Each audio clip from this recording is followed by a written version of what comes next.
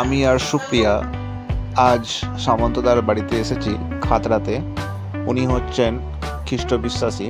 ওনাদের বাড়িতে এসেছি। আমাদের দুজনের অশান্তির পর ওনাদের বাড়িতে আসা কারণ হচ্ছে উনি আমাদের অশান্তির মিটমাট করিয়ে এবং আমাদের দুজনকে আবার একত্রিত করে।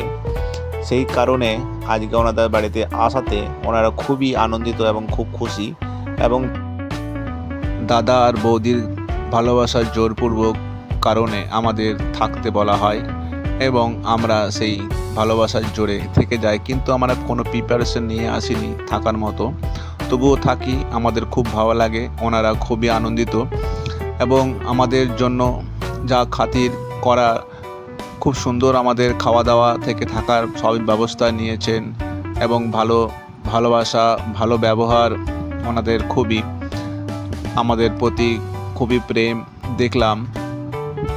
আমাদের খুব ভালো লেগেছে, আমরাও খুবই আনন্দিত ওনাদের বাড়িতে থেকে ওনাদের সাথে একটা দিন কাটিয়েছি।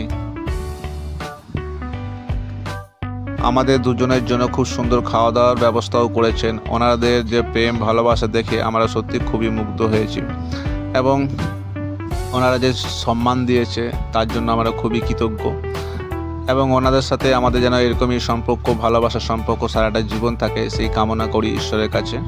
এটাই আমার আশা।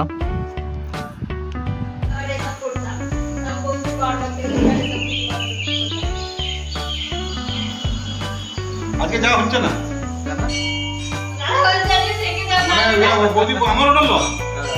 কেন বলবেন? আমরাও থাকতে তোমাদের বলি কেন বলবেন? জেঠিমা থাকে না, জেঠিমা চলে গেল। তাহলে আজকে তোমরা এই ঘরে থাকতে পারবে। আমাদের ঘর নাই বলে তোমরা থাকতে পারি না, কিন্তু বৌদির কথা বাড়ি যাবে ফোন করে বলে দাও।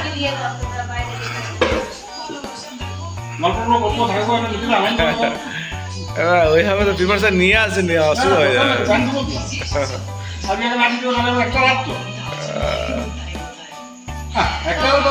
তুমি এই কথা বলছো হবে না সঞ্জিত, বুঝলে সুপ্রিয়া? সঞ্জিত এই কথা বলছি, আমি যখন কিছু বলছি না বলছো না, শুনো ছাড়ো পয়সা করে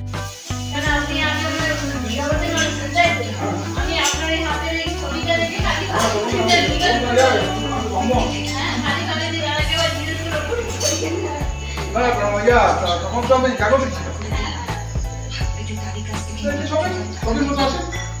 এটা তার মানে বাদ দিয়ে যাবে।